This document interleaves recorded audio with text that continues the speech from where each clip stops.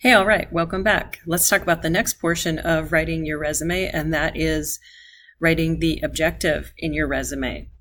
Now, let me tell you something about resume writing. You will find people who say, the objective is really something that people don't do anymore, or the objective is old. We now do this or we now do that. Well, after doing, I did some research, and here's what I'm finding. We still do the objective if you are entering the career for the first time, which a lot of you are, or if you're making a complete career change. And I'm guessing that might cover most of you in that perspective as well. So for those two reasons, I think we are going to stick with creating objectives on the resume.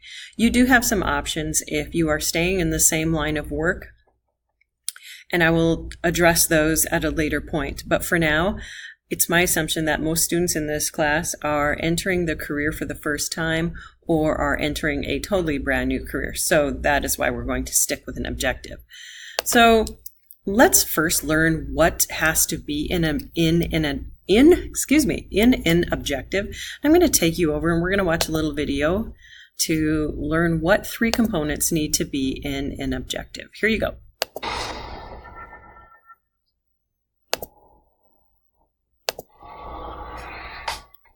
3 tips on how to write a resume objective that sells. Are you sitting there at the computer screen trying to figure out how to write a resume objective that gets the point across without sounding corny? Like a corporate mission statement, your objective can immediately communicate to the employer, your customer, exactly what you are all about, what makes you different. Not to mention that it comes in at the very beginning of the document and immediately communicates to them what you are offering. If you want to know how to write a resume objective that hits your point home, here are 3 components you need to include. 1. The position you want. State exactly what position you are interested in here. Never use vague statements like, I want a job in office admin, or I'm looking to get a paycheck every month, so here's my resume. Stating the specific title you are pursuing not only clarifies to a gatekeeper where it should go, but also eliminates confusion if more than one position is being filled. Furthermore, it shows that you are informed and interested in a particular job, rather than just casting a wide net and seeing what you can land. 2. Key skills that qualify. Again, the resume objective is right there in the beginning, so it's time to quickly summarize the main selling points of the document in order to get them reading further. Identify the 3 main skills that you bring to the job and encapsulate them in this statement. Keep in mind that it's not adequate to simply talk about what you are best at doing. You don't want to walk into a brokering firm ranting and raving about how you can cook a mean cheeseburger and down 3 Coors Lights at a time in your roommate's beer bong. Relevance is key, and sometimes establishing relevance takes a little help. You might have skills that seem unrelated, but you can often package them in a way that shows employers how they apply to the position at hand. 3. The benefits or value to an employer. As always, you need to get into the mindset of recognizing that the employer is happy you have the skills and everything, but what really matters to them is how that transfers into value for the company. Sure, they can figure that out on their own, but it is very effective to simply spell it out for them and show that you are on the same wavelength. Tell them exactly how you are an asset to their company. If you want to know how to write a resume objective, liken the process to developing a USP, or unique selling position for a new company, because that is what you are really doing, selling yourself to them. What do people want to know when they buy or invest in something? What is its purpose, what it can do, and how does that translate into value for me? So if you're having problems with getting interviewed or getting hired in today's competitive job market, then go to www.interviewmastermind.com/free course and sign up to get our special 4-part mini course on how to get your resume to stand out in a slow economy. If you sign up, we're also going to throw in 4 free issues of our Advanced Interview Secrets newsletter, and the first one will get sent to you. Okay, so what we learned from that interview, to write a quality objective, we need to do 3 things. We need to name the position that we're applying for. We need to try to sneak in 3 key skills that qualify us for the position, and we need to make the employer see that we would be a benefit to them. That's the secret to writing a really great objective.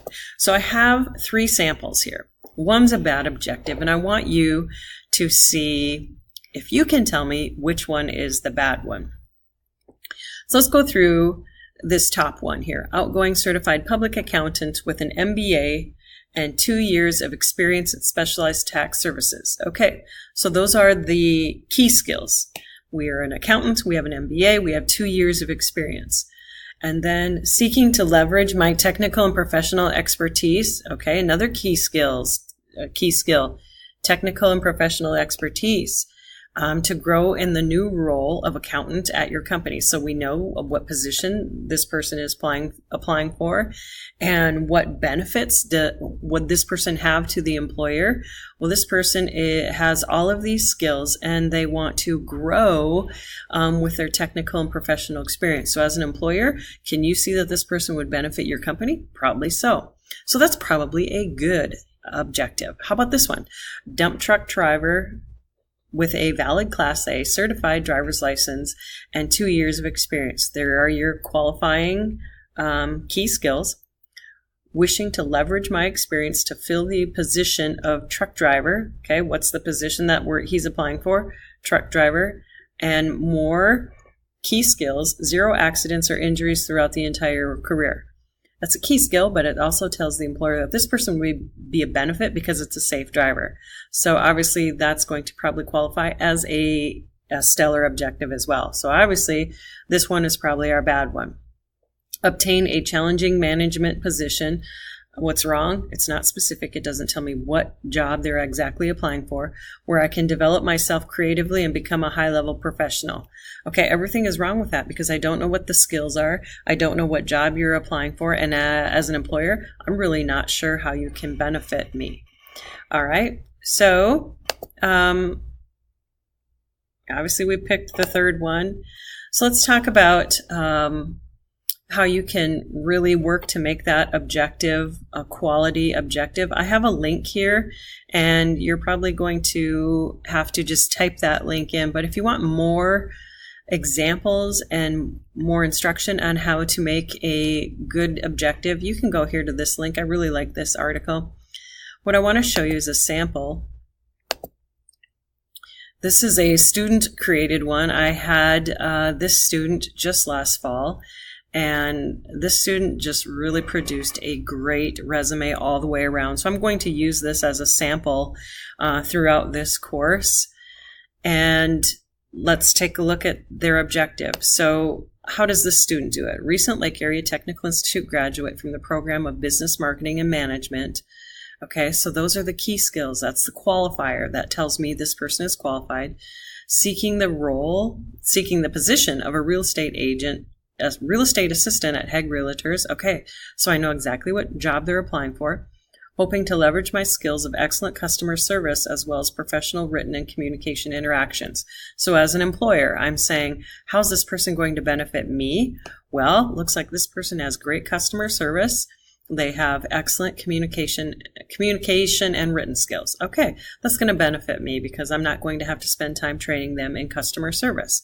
So excellent, well done objective. So that's where you need to start your next portion of the resume, is creating your objective. And the next video, we're going to talk about how to set up your education. See you again soon.